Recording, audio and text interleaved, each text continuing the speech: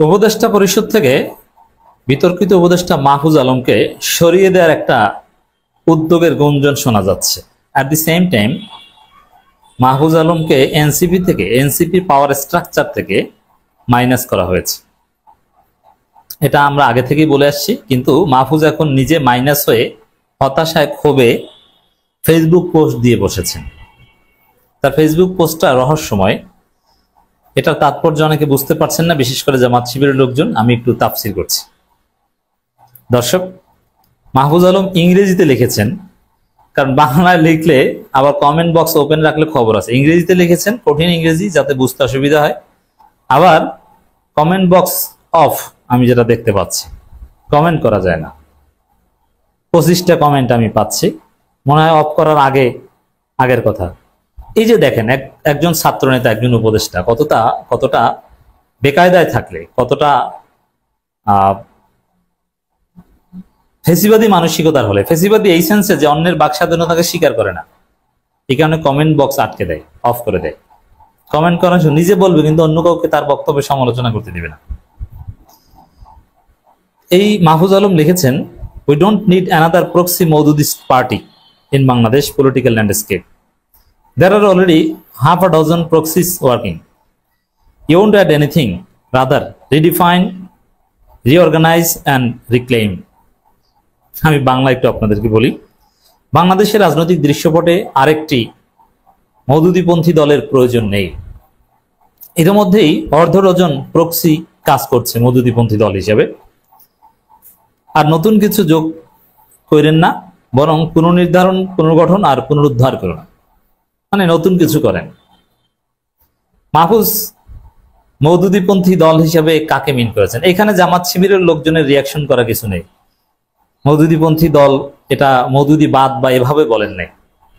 তা মজার বিষয়, এই মাহফুজ নিজেই মওদুদির থিওরিতে বিশ্বাস করেন বা করতেন, এবং সেটা মুখস্থ করে শিবিরের সাথী হয়েছেন।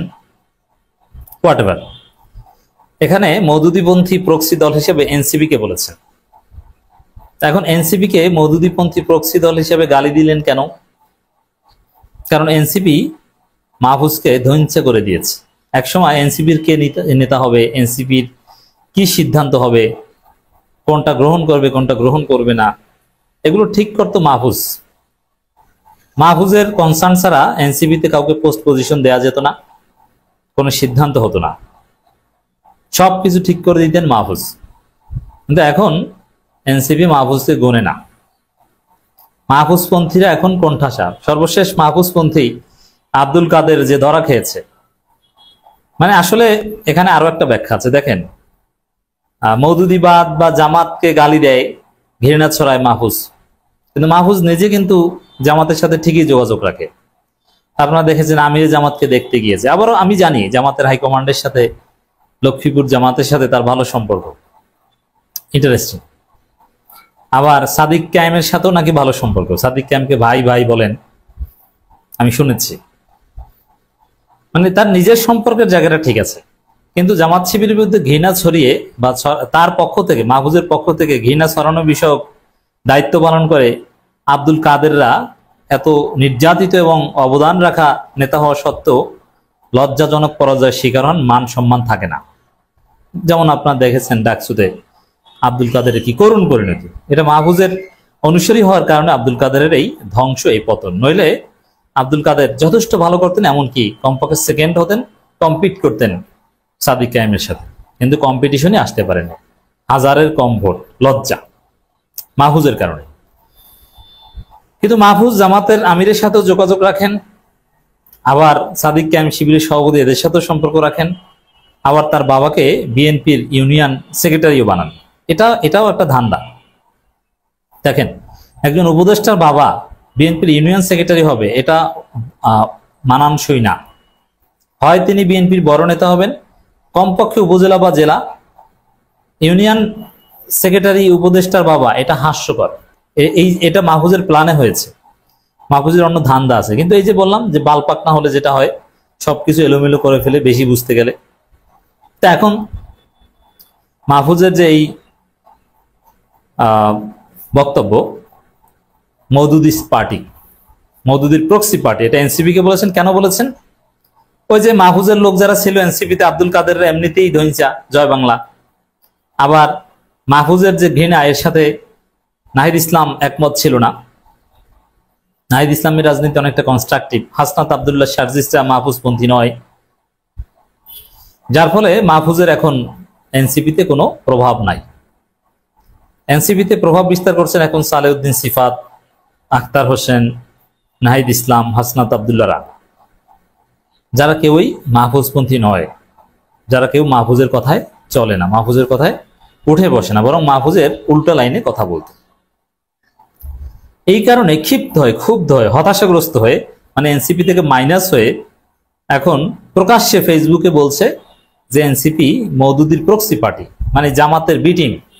এই যে মওদুদি প্রক্সি পার্টি, এর একটা অর্থ হচ্ছে জামাতের বি টিম। আর ভাই, জামাতের বি টিম তো বাংলাদেশে অনেক আছে, প্রায় 1 ডজনের বেশি আছে নাকি? 1 ডজন না অর্ধ ডজন? অর্ধ ডজনের বেশি আছে। এখন অর্ধ ডজন বি টিম বলতে কাদেরকে বুঝিয়েছেন? হয়তোবা এবি পার্টিকে মিন করেছেন, যদিও এবি পার্টির সাথে জামাতের সম্পর্ক একদম কন্ট্রাডিক্টরি। আবার এখন চরমোনাইকেও বলবেন যে জামাতের বি টিম। আমি জানি না যে জামাতের বি টিম বলতে শুধু বিডিবি কে বলতে পারেন, বাংলাদেশ ডেভেলপমেন্ট পার্টি, যারা নিবন্ধন পেয়েছে।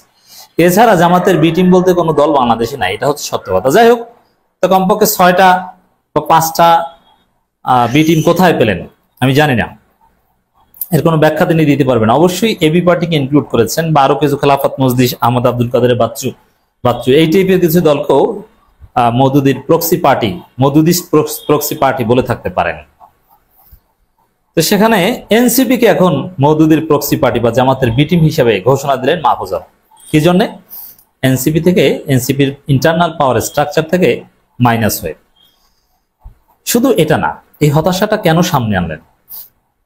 এটার স্টার্টিংটা হচ্ছে, আসলে মাহফুজকে এই সরকারই উপদেষ্টা পরিষদ থেকে সরিয়ে দিতে চায়, যেটা নাহিদ ইসলাম জেনেছেন। যার ফলে নাহিদ বলেছেন যে অন্তর্বর্তী সরকার মাহফুজদের ব্যবহার করে এখন মৃত্যুর দিকে ঠেলে দিচ্ছে, এর মানে মাহফুজকে সরিয়ে দিচ্ছে।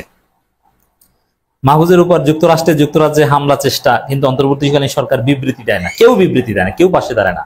অথচ আপনারা দেখেছেন যে ভিপি নুরের উপর হামলার প্রতিবাদে সারা বাংলাদেশ জেগে উঠেছে, অথচ মাহফুজ অনেক বড় মানুষ, ভিপি নুরের চাইতে অনেক বড় উপদেষ্টা, তার উপর হামলা চেষ্টার প্রতিবাদে সারা বাংলাদেশে মিছিল হওয়ার কথা। আওয়ামী লীগের লোকজনের বাড়ি ঘরে বুলডোজার হামলা হওয়ার কথা বাংলাদেশে। ছবি দেখে দেখে যুক্তরাষ্ট্রে কারা কারা হামলার সাথে জড়িত, ওদের বাড়ি ঘরে বুলডোজার হামলা হওয়ার কথা, কিন্তু কেউ কিছু বলে না, সরকারও কিছু বলে না। এবার সরকার সরিয়ে দিতে চায়। আসিফ নজরুল্লাহ মাহফুজদের বিরুদ্ধে এখন, ইউনূস এখন মাহফুজকে চেনেন না। এই পরিস্থিতিতে পরে মাহফুজ এখন এনসিপি কে মওদুদি পার্টি বলছে। ক্লিয়ার? এখানে মাহফুজের জন্য জাস্ট এই কথাটাই বলবো যে জামাত শিবিরের সাথে যে বেয়াদবি করেছিল, বিরোধিতা করাটা অন্যায় নয়, বিরোধিতা সমালোচনা এটা করবে, কিন্তু যে বেয়াদবি করেছিল, আমির তো আঘাত করার হুমকি, পূর্বপুরুষদের চাইতে করুণ পরিণতি ভোগ করানোর হুমকি ঢাকা বিশ্ববিদ্যালয় শিবিরে। আমি তখনই বলেছিলাম যে মাহফুজের রাজনীতি শেষ, মাহফুজের ভবিষ্যতে ভোগান্তি আছে। এখন এমন অবস্থা যে মাহফুজ সরকার থেকেও বাদ করবেন, আর বাদ করে এনসিপিতে সে এমপি ইলেকশন করবেন তাও পারবেন না, বিদেশেও ঠিক মতো চলাফেরা করতে পারছেন না। তা আমি দেখতে পাই যে মাহফুজ বিএনপিতে যোগ দিতে পারে, যার একটা আলামত হচ্ছে মাহফুজের বাবাকে বিএনপির ইউনিয়ন পর্যায়ের নেতা বানিয়ে রেখেছে।